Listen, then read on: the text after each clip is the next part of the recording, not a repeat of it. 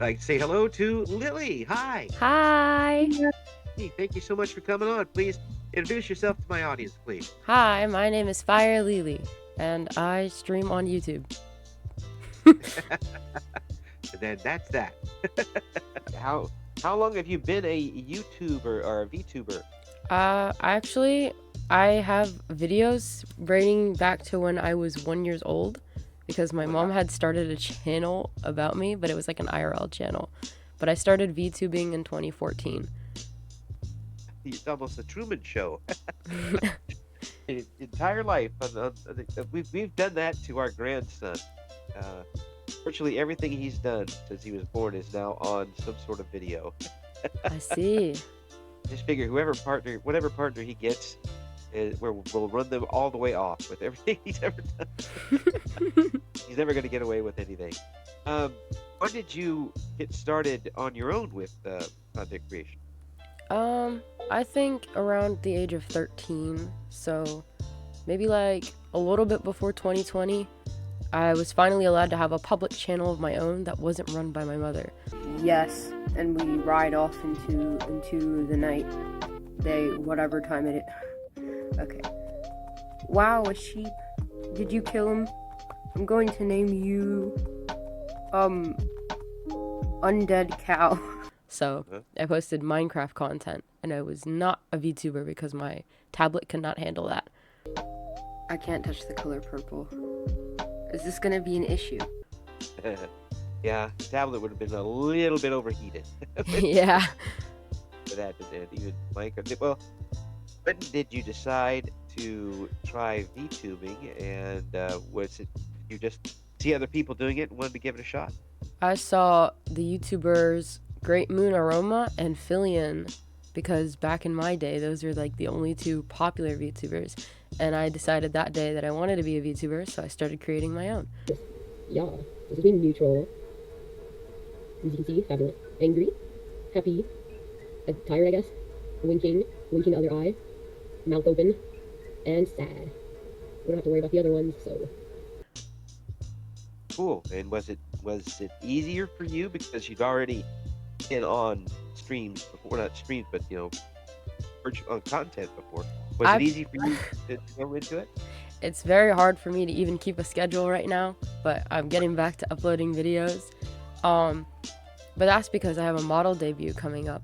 But I think that it was very hard for me to like upload videos, but it was easy for me to record them. I'm putting the artistry for sure up on the links for this so people can check out your commissions and everything for it. Thank Um, you. so you got started a little later with art? I started when I was a kid, like a young kid, but I had been taken over by Gotcha Life.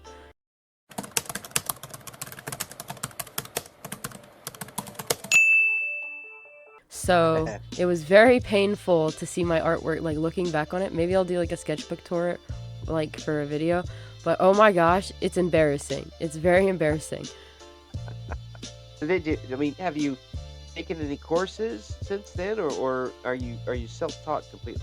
I took a school course because we were required to, but other than that, all the anime stuff I taught myself just by like looking at it and redrawing it.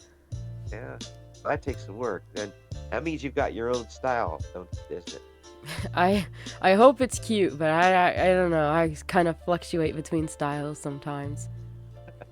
Oh, you have the right to do that. You have the right to do that. Have you gotten to the point as an artist where you're not ever quite satisfied with what you've done? Yes, all the time. I always want to improve, which is why I'm always not constantly like streaming or like recording videos. It's because I'm always making new models and always trying to update my old ones to make them even better for the best viewer experience. And you get to the point where I still got to tweak this just a little bit and Yeah. over again. Would you rather do the live content or recorded content? For me, live content is way easier, but I think that it's good to have some videos on my records, so I'm going to start filming more of those. Are they going to be shorts or are they going to be long form? I tried doing YouTube shorts. I can't get behind it because it's all brain rot. I have like 4 or 5 shorts whenever I post clips, but I'm going to start filming like individual YouTube videos, I think. Yeah, And it might make it a little easier. Are they going to be scripted up, or are they going to be on the fly and then edited? I never script my videos. I feel like that's way too much work, so I just pick a game and I go for it. Do you pick the game beforehand, or do you do it as you turn the microphone on? I think most of the time I pick a game like 20 minutes before I start recording. Or I'll be like searching while I'm recording, and then I realize I'm recording, and then I'm like, oh, okay, we'll go with this one.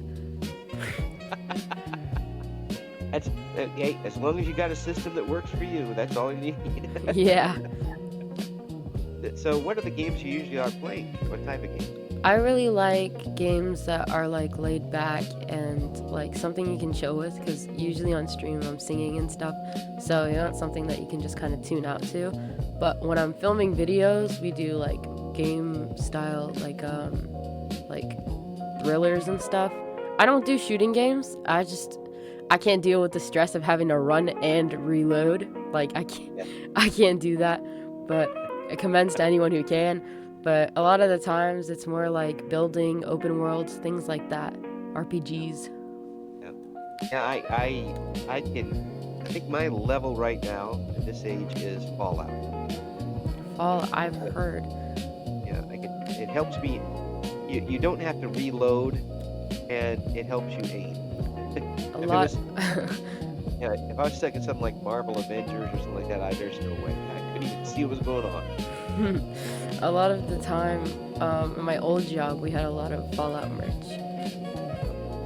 Yeah, well, I mean, when the series come out, people are starting to get back into it. I saw Fallout 4 got pretty popular. Yeah. Oh yeah, and I bought that, but my computer can't run it. My computer can't run much either. I have everything else closed except for my VTube studio open right now. Isn't that something? They don't really tell you that that's what's going to happen when you go to VTuber.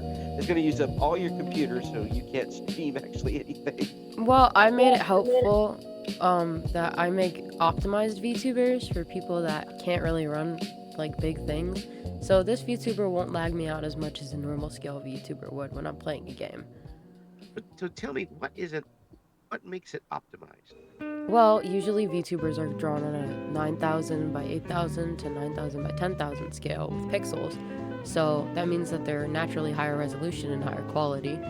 But that also means it takes up more resources on the computer. I draw mine on a 4,000 by 3,000 scale, so it takes up less like resources, but it's still like high enough quality that it looks okay. Okay. So you're doing more with less. Yeah. Yeah. And that means you can have more toggles instead of like, more customization. I have lots of toggles. So you kind of have to sacrifice one for the other a little bit. Yeah, but I think it's worth it because I like my expressiveness more, so I can be more expressive with this one than I ever could be with my other ones. But you got a new one coming up. Yeah, I do. I'm trying to draw that one on a higher scale. I'm trying to 5,000 by 4,000, but looking like I'm gonna have to downgrade because, oh my gosh, too many pixels. It's annoying. All those freaking pixels wandering around. Yeah, I'm like wondering, where am I going with this? This is not looking good. That's always tough for an artist. Get part ways into it and think, what am I doing again? Yeah, because it's like, why am I trying new things when I already do the old things? Like, come on. So what do you like to, what type of artwork do you like to do? My favorite thing is to draw and rig VTubers. Rigging is my favorite part, but I also do animations for VTubers. I've never had anyone commission me for that. They usually just commission for the VTuber itself, but I do like actual animations with my VTubers, and I think those are pretty cool. So what do you use for that? What type of program? I also use Live 2D for that, but I separate my models differently. I think I might have example somewhere. You can keep talking while I try to find that. I'm spending time just talking about nothing, trying to stretch time as much as possible. I used to do this in radio all the time, and we were waiting for the news at the top of the hour, because we'd end up, the song would end about 2 minutes before the newscast. I grabbed the weather forecast and read it over and over and over again, different ways, and try to remind people about the programming coming up, all the while somebody else was doing something in the background. If I couldn't do that, then I'd try to resort to some whatever promos that were heading around, or even look at the log and see what was coming up next hour. Then, if that all failed, I'd go back and start all over, talking in circles, and until finally we get the news at the top of the hour. Bing! Time for CBS News. Oh yeah, that's really cool though. You're an actual newscaster. Yeah, I pulled up did. my example, but you Yeah, can't there see you it on go. your See? screen. Perfect time. Let me see. I don't know if I see it yet.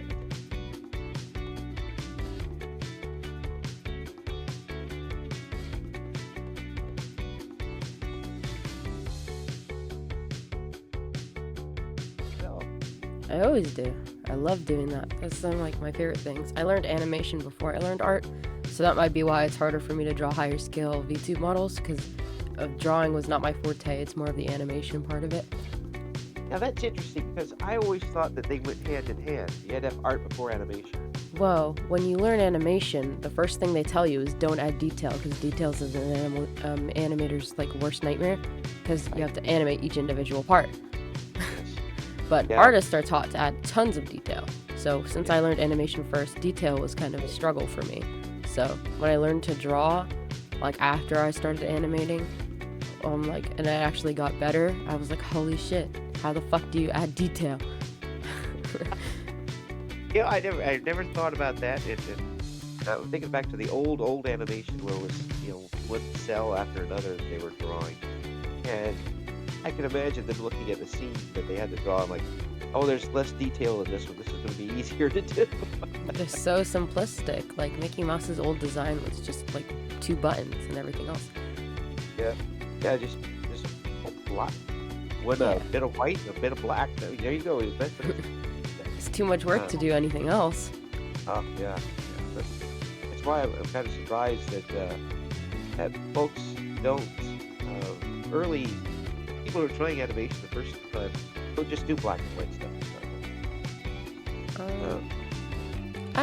I think that a lot of people, when they start animation, they're usually young kids or like teenagers, and when they see animation, they think something colorful, because they see a lot of anime or like TV shows and they're all drawn in color, but they don't understand that it's a full studio. Someone's in charge of the line art and drawing, while someone else is in charge of coloring it, and like it's a whole studio that makes those like shows they see. So they often try to replicate that, and they make it really hard on themselves. Did that happen to you? When I was a kid, yes, I always tried to draw things at 12 FPS, which was like 12 to 24, which is like standard for like an animation studio, and it's just not worth it. Not worth it if you don't have a team or if you don't know what you're doing. So I stuck to animatics. That's why they got so popular, because they were just one frame. Yeah. I would think that the frame-to-frame stuff would be easier on the computer. It can be, but it also takes a lot of frames to make a frame-by-frame animation, which is why things like tweening, when you use like Light Motion or CapCut or Live 2D, they're using like deformers instead in separated parts. So it's more of just a bobbing movement of where you place it in keyframes instead of creating like hand-drawn keyframes, so it's less frames to use and it exports as a video instead of having to draw each individual frame, which start as pictures and then turn into a video. But when you're watching a animated feature, one way or another, are you watching it with a critical eye, or are you watching it to entertain yourself, or both? It depends who it's from. Sometimes I get people sending me their art to critique it, and I'm looking at it through an artist lens. Sometimes when I'm watching Studio Ghibli movies or any anime movie, when I see like very nice tears or very nice like clothing or how something interacts with something else, I'll note it down in my head. I'll be like, oh, that's really cool. But most of the time I watch stupid stuff to like entertain myself. But I watch a lot of YouTubers, like not many VTubers, surprisingly, just normal YouTubers when I'm in my free time. Yeah, well, but that's not surprising. People have their own tastes. There's nothing wrong with that. And I talked about this to other folks before about games and the artistry in the games, where you can have, a Genshin Impact that has a certain type of art and animation, but that wouldn't work on Undertale. Yeah. And Undertale's got a lot more basic, but with that basic, they've had to do a lot with that basic to get it to work, and it just would be completely wrong in that hyper realistic format. Yeah. I've seen people try to do that. Like Hollow Knight has a specific style. Or like, for instance, SpongeBob SquarePants. I've seen SpongeBob SquarePants be turned into a hyper-realistic thing. It was horrifying. Because he's supposed to be a sponge. Like, let's not make him a human. He's meant to be a sponge. It's horrifying. But I think that it's very important to stick to whatever niche or style it is. Not, like, stay in it, perhaps. You can always experiment. Like, SpongeBob often, like, changed his style for, like, memes and stuff. But I think if you're changing it too often, it adds like a difficulty with a sense of normalcy, which is what people usually come to streams or videos for. It's like a sense of normalcy. Oh yeah, some comfort. Yeah. And normalcy, that type of thing.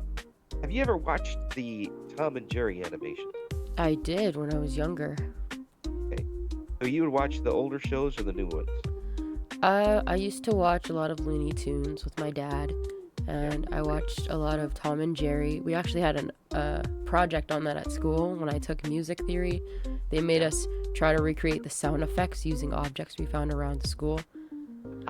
Oh man, that would have been Ooh. fun. When he got hurt, we actually made somebody like stub their toe and scream "ow."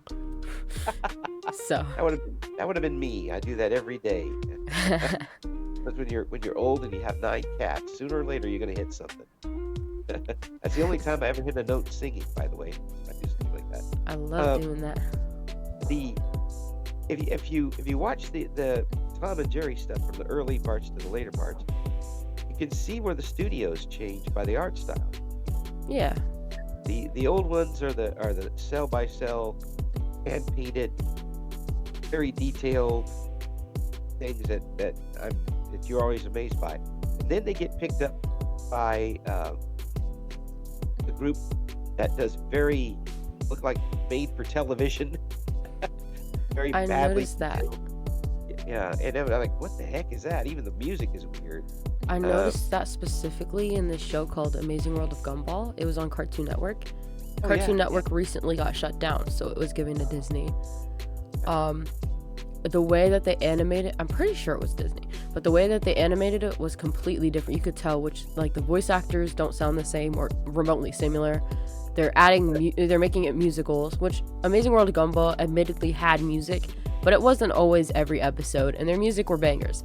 But Disney's turned it into like a fairy princess thing, and it's like pissing me off. But you can tell when a studio's changed by the way that you look at the way they drew Gumball. Gumball had sharper edges, and now he's got like soft round cheeks. Yeah, that was the whole point of the Gumball. I love that show, by the way. I'm glad you brought it up. It's just, it's so, it just doesn't give a damn. At least when the first, not the way it's coming out now, but it was like, it would throw on a topic and it was so adult, and then everybody would just look at the camera. Literally. Yeah, I'm like, okay, you got me there. Good job, you know. Another one that was kind of like that was Powder. And had all sorts of different animation, but not quite nearly like this. I'm sad to hear that it's going plain instead of a. It doesn't need it. The edge is what kept it going for me. Now it's going like PG. That's so fun. But they kind of lose everything. Even when they did that one episode where they had a show that was copying them in China, and they did a show harpooning lampooning it. Yeah. That was great. The whole thing was great. So, you have to ruin everything, I guess. But back to the Tom and Jerry thing. Later on, they get picked up by Chuck Jones. Now you're back to the Bugs Bunny style of 1960s cartoon with Chuck Jones, and it's again a big giant change to that sort of format. And it makes when you pick up a game, is that something you notice instantly with the style of art? And is it something that will harm whether or not you enjoy the game or not? Yes, I think a lot of times I judge art styles very harshly. I never liked the art style of Fortnite, which is why I refused to play. Not just because it was a shooter game, but because I didn't like how the 3D models looked. And in my opinion, when I saw Miku, they butchered her. I hated it. I really liked a game called Poco, and it was specifically because I thought the clown was really cute. But I really judge on art styles. Yeah. Well, I don't blame you there. I mean, I went to the movie Transformers 2 with my stepdaughter because we wanted to see stuff blow up. We weren't there to watch Shakespeare, for crying out loud. We wanted to see robots blow up, and they did, and we enjoyed it. But if you're going into a game and you're expecting a certain level of artwork, and you don't get it, that can really blow every bit of enjoyment out of it. Get it? Yeah. I got disappointed when I see like an advertisement. I'm like, oh, this game's gonna be really cool. And then I download the game. I'm like, where's all the like pretty frills and butterflies and stuff? Like, I'm just stuck with cell shaded. What did you think about a game like No Man's Sky? I never played it, but I did see like a trailer for it. It's on Steam, right? Yeah, it is. I had been looking for like paid and free games, so Yes. I was just like scrolling and I saw it, and I was like, oh, I've heard things about this game. It came out with such an amazing trailer, and the artwork was pretty fabulous for me. I mean, I'm no artist. Believe me, I ain't no artist. Um, but it looked beautiful. They didn't put a lot of gameplay in it. It's just art. Yeah, so they would go to different planets. It looked good, and then they get in the ship and go to another planet. They've added it on, and it's become quite a good game in the meantime. But have you had games where it was that you played where it was all art and nothing else? Well, Poco is very art themed, but I didn't mind it too much because it was like a point and click, and I knew that going in. But I think I found one that was too much gameplay and not enough art, and that was Subnautica, because the characters and stuff were more detailed on the advertisement than they actually were like in the game. And I'm like, why am I looking at this Leviathan Reaper and he's actually scaring me? Like, he was not as ugly like in the trailer as he was. Most games don't have too much art in it. I mean, I've played like Ragnarok Origin. I think they have a lot of art in there, which especially like on the loading screens. I hope they commission me. Please commission me. But I see them a lot with the art. But then when I get into the game, I'm just like, oh, we're just like 2D characters. Yeah, that's the kind of bait and switch they used to do with PlayStation games and the early 3D type models, where they show, oh, this looks so realistic, and then it's all blocks and triangles. I felt that way with Amori, because the first time I saw Amori advertisements, I only saw like the drawings, the 2D drawings, and it was like animations, and I was like, this game is going to be in an anime style, and it's going to be so cool. It's going to be like one of those like games, kind of like Danganronpa. I thought that's what it was. Then when I saw like an actual gameplay of it, I was like, this is a pixel game. Yeah. I was scared. Yeah. Well, Danganronpa is kind of different, though, isn't it? Because a lot of that is really still pictures. Yes, but it's like, if I'm expecting it to be all pictures, then I expect there to be artwork in there. But if it's a pixel game, why not just advertise the pixel game? Yeah. Like a Stardew Valley, you kind of... Stardew Valley is one of those exceptions, I think, where... Well, like, even the logo's pixel, so you know what you're getting into. Yeah, you're getting into it, and it goes... That art style goes with the game. It would look really weird, looking like Genshin Impact. Yeah, I agree. Yeah, I don't think it would work quite the same way as it does with Stardew Genshin. Stardew Genshin Valley. Huh. That is going to be the next. Someone will come up with a mod for it. Everyone write that down. Genshin Valley. Yes. and credit it to Lily, okay? Genshin Valley. Oh my gosh. Of course, then it'll be gotcha. We don't talk about my gotcha phase. Oh my gosh. I actually have old gotcha stories that I made in middle school just like available to me. Oh. Like on Google. It's horrifying. It's so scary. I don't know what I was thinking back then, but one of them was like fat, and it was just the dad beating up the kid for being fat the whole time, and I was like, oh my god. It was so scary. I don't know That's what it. little me was doing. Oh, hey, maybe put back on the sugar there a little bit. I think I was like projecting how I felt like all the time while making gotcha stories, even if it wasn't true. Because I mean, I was a chubby kid, but like my dad wasn't beating me because I was chubby. It was just, Yeah. And alive. it's like, come on, man. Yeah. What were they doing back then? Right out It's loud. horrifying. So with that, I mean, do you write as well? I used to make Wattpads, but it's like a little. All of my like past stuff is really embarrassing because I was part of like the online community with all the gaming things like Yandere Simulator, Baldi's Basics, things like that. So I wrote fanfics about all those things. I had a Twilight era. It was horrible. Oh no.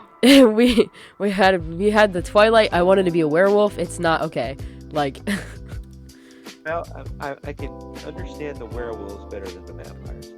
I mean, now I'm like more on Team Vampire, but I'm like, I watched like old videos of Twilight, and I'm like, these wigs are horrible. I don't know who did their wigs. It's And really not bad. not to mention the lines in the movie. Bella, no! Bella, stop! Help! Oh, you're It's so dry. Oh, you're really stupid. Why are we fighting over you? Literally, she got like almost hit by a car, and it's like you could have just like watched where you were going. Yeah. I don't understand. The only good thing that came out of that was Paramore. Actually, it was. It just I had to deal with it with an entire family of women who watched. I can imagine how that went. Because now they're selling Edward booty shorts at Hot Topic. It's terrifying. I have Metallica booty shorts when I used to work there, but I would never buy the Edward ones. No. And not only was it like that, I mean, my wife I worked evenings, and my wife worked daytimes at the time.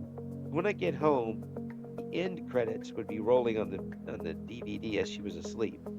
So I would hear that music over and over and over and over and over and over again. And then she bought the audio book.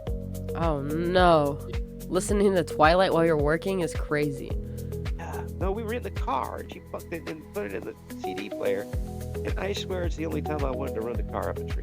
What? Like it's the movie just on a CD? It's the books read on. Oh CD. my gosh, the books are even worse. Yeah, And I don't read. And here's the thing, that the narrator sounded like Winona Ryder, who did not care.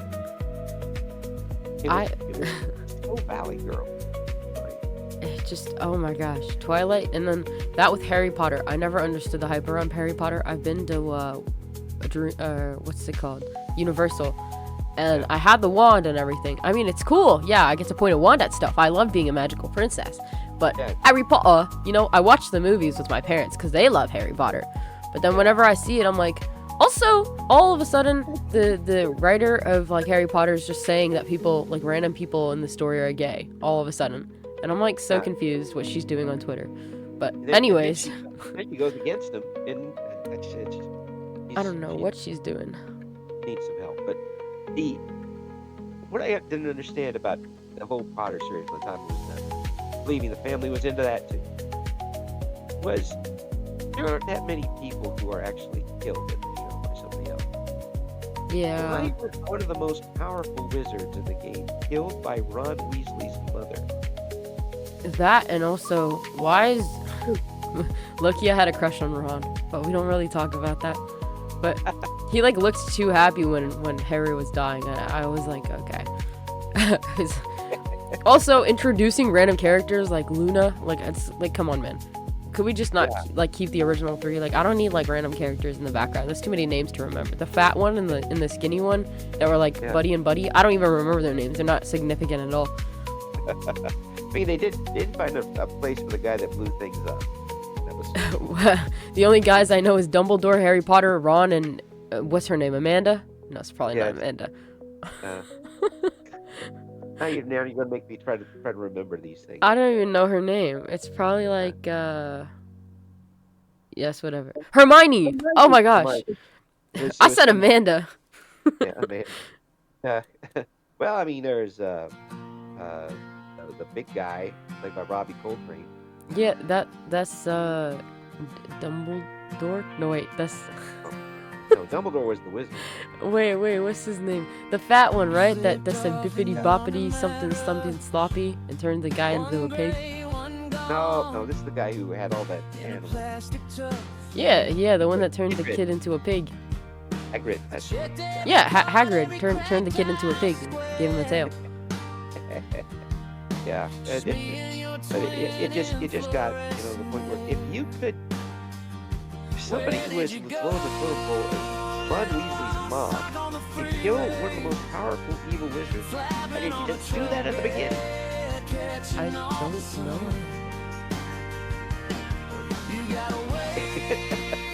But you would have had 6 movies. I feel like they could have just like split it in half and consolidated it into one. Yeah. I just wait for the remake that'll come out soon. Another remake. Yeah, The Lion King. The Lion King animated version of the live version of the animated version. I don't even know why they keep they did a Frozen live action play thing that's on Disney Plus. Then they did Frozen 2. Then they were planning to do a Descendants 3 and 4. They did Descendants 3, then Carlos died, so they couldn't do a Descendants 4. It's like, can we just make something original? You keep adding more movies to already existing franchises. It's not gonna work anymore. No one wants to see a sequel. Yeah, but when you kind of look at some of the stuff they were doing for a long time, the movies themselves were cookie cutter. Yeah. Princess having trouble in their life becomes a hero.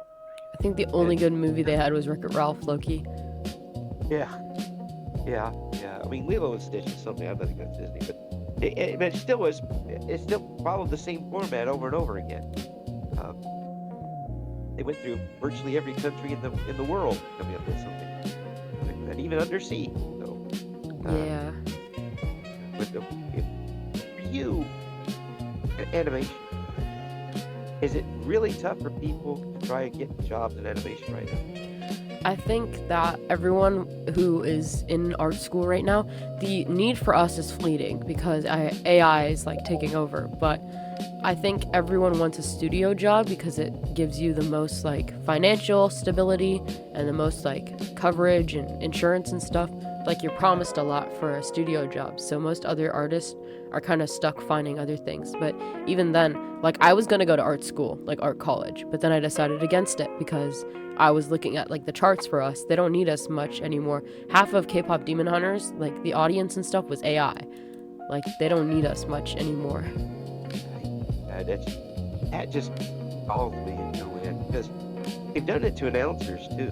And if you watch any commercial on YouTube, you will hear an announcer that's AI. Yeah. And we don't charge anything. I mean, you could get a good announcer for a half a cheese sandwich, but you still used AI. It's because it saves them an extra dollar. It's you could be using that extra dollar to keep the economy moving. That's why things are so expensive because people can't find jobs. Yeah. That's it in a nutshell. That's it in a nutshell. Are you looking at VTubing as a way eventually to have a part-time job with it? I would hope that either my commissions take off so that people could buy from me, or that I could make YouTube my full-time. That was my dream job since I was a kid, to make YouTube my full-time career. If I had all the time in the world after school, if I didn't have to do school anymore and I didn't have to have the job I have right now, I'd be making videos left and right. I'd be dropping 2 videos a day. I'd be streaming every day. I'd have the best thing ever. I'd be so happy because you get to pick your own hours. You get to do whatever you want in the creative sense. I don't have anybody telling me that this is wrong. This is not how I should be filming. I could film however I wanted. It's my safe space. Yeah. It's a creative safe space too. Yeah. You can flex a little bit, and with having the model, a lot of people see they can be themselves more than they can in real life. I say a lot of times I can relate the community of VTubers to Dungeons and Dragons. They all have their own characters and they play into those characters. And when you meet another character, you just want to be your character, which is pretty much yourself. And you just kind of meet them how you would meet anyone else.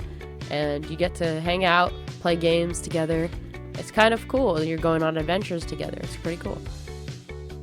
How do you feel about the relationship you have with chat, right? Your chat. I have a pretty active chat, I'd say. My chat averages around 5 viewers. I think we've gotten up to 80 in a stream, but my chat is pretty active. They talk to me a lot. I have one specific chatter that's always there for some reason. I'm curious. And the other ones kind of drop in, but I'd like to stream more for them, so I'm trying to work really hard on this debut because they deserve it. When is the debut happening? I'm not too sure yet. I just finished like most of the model art. I still have to rig it, and I still have to set up like the overlays and the rest of the stuff. But I think it's pretty cute so far. Is this going to be one of those things where you're fiddling with it right until you finally hit the switch to go on? Yeah, and I wrote a song for it, Yeah? and I made a music video. Oh my gosh, that's really going for it. It takes a lot more time because I'm the only one working on it. I didn't hire any musicians, didn't hire any artists. I'm hoping when I get my next paycheck, I can commission a few artists to make some things for me so that I can use them for my streams. You didn't talk about a music background. Do you have a lot of music background? I sing, and I play guitar and bass and piano. Oh my god. Yeah, I know that you have some covers up on the YouTube. I do. You stalked my YouTube. We're doing research, okay? So you play guitar and bass? I do. I used to play guitar a lot with my brother. He moved out, so we don't play anymore, but I play my bass more than I do my guitar. But I used to play a lot of Billie Eilish on my guitar. I never actually learned chords. I don't know how to read sheet music. I have perfect pitch, so I just kind of play notes and then sing whatever song sounds similar to those notes. Hey, that's perfect. That's perfectly fine. There's a lot of people that learn that way, how to play. And that's what I worry about with people who learn how to do something and then go to school for it. Because Yeah. I hear that that sometimes the instructors try to strip you of what your individuality is before you go in. A lot of the time, I had gone to a music class, and it was for piano. And I personally don't read sheet music. I tried, and it's because like I don't know where the notes stand. I can't remember it. I don't know treble clef. I don't know bass clef. If you gave me a sheet right now, I could not tell you. I could tell you maybe where C was, or like E. But even that's the piano scale.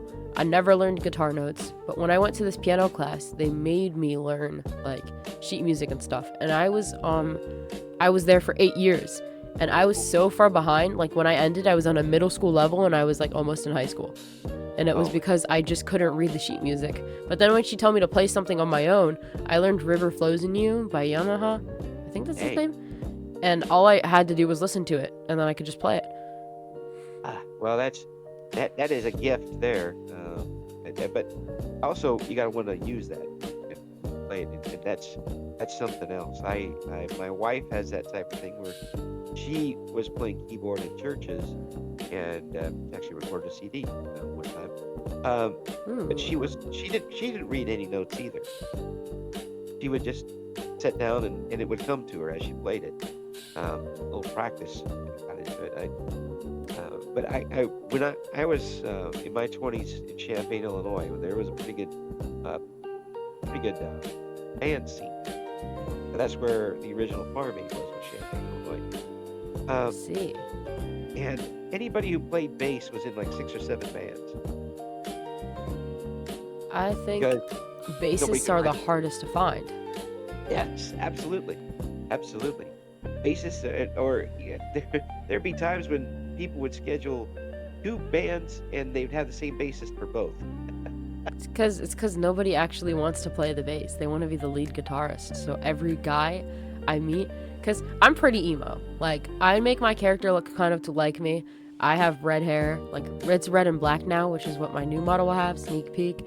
Um, I'm pretty emo, so a lot of the times I get boys that are in bands when they try to talk to me. And all of them are lead guitarists or lead singers. Nobody wants to be a drummer and nobody wants to be a bassist because they don't want to be behind the lead singer and guitarist because they don't get enough love. See, when I grew up in the 70s, basses were the biggest part of the music. I lived through disco for crying out loud. You don't have a decent song there without a bass line that moves your feet. Yeah. And even a lot of jazz that I've listened to, stand-up bass is amazing. And the problem I had was my hands. I switch-handed. I do things both left-handed and right-handed, and I don't know which hand to use. I do that too. Ambidextrous. Yeah, I call it ambidextrous. I drop things with both hands. I can write upside down and diagonally. Yeah. Like while I'm standing right side up, I can write upside down. Yeah, I can do that left-handed, but not right-handed. And you write with both hands at the same time. Not at the same time, but I can write with both hands. Yeah. I got a little party trick where I'll sign my name with both hands at the same time. People are like, and it hurts my head, but I can do it. Like I'm using my entire brain here to do this little party trick. I think it would be difficult to do them at the same time, so that's a pretty cool party trick. Yeah, well, sometimes one side will go backwards. I can imagine. It's probably much easier to mirror it than to have to draw it the same way.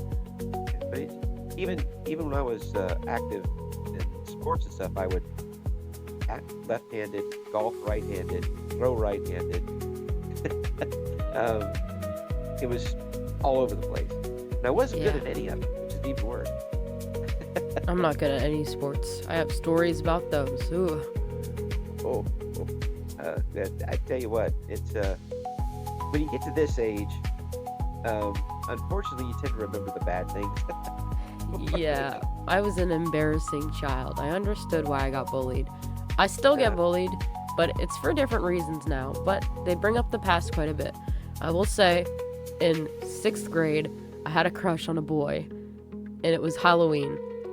I was wearing a maid outfit, and I had gone up to him, and I gave him an anime drawing of him, but it was not good because I couldn't draw at the time. And I said, "Will you be my boyfriend?" And he said, "Absolutely not. What the hell?" It was because I was wearing cat ears. And it was bad. Oh, ouch. Ouch. I would have said no to me too. I had to go all the way to like age 40 until I realized that you could have second dates. You can have more than one date, but not with cat ears on. So don't make my mistake. Any middle schoolers out there watching, please. Especially middle school. Don't wear cat ears. Where's that go? Oh, it's the new debut coming up.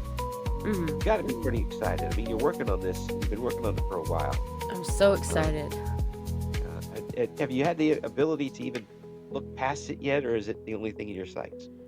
Only thing in my sights. I'm hoping to have a more normal schedule after that because I'll have a model that I can use and not feel like bad about.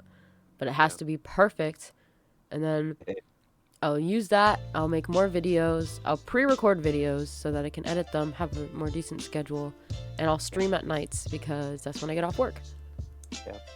Yeah, and having that regular schedule is going to help organically grow that base that you want to grow. Solidly. And get more of those people who come back. And you realize that people were coming back. A lot of the time when I stream, people just come in to say hi, and the more attention I give my chat, the more people show up. So I think I should do more just chatting streams or karaoke streams because people love those. When you realize that they're coming back for you, your personality, and hanging out with you, how does that affect you? They come back a lot to make fun of me more than they do for my personality because I have a different model that I had made that was really, it looks like this one, but it has like a special toggle. and it's stupid, and they make fun of me for being cross-eyed and having a big forehead. Folks, show me that toggle, and my eyes went sideways. That's something else.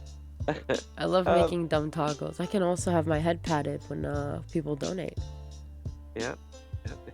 Yeah. You, um, it, was it tough for you to come up with those types of things, the donations? Because I know some VTubers put in things they don't want to do and make it too easy.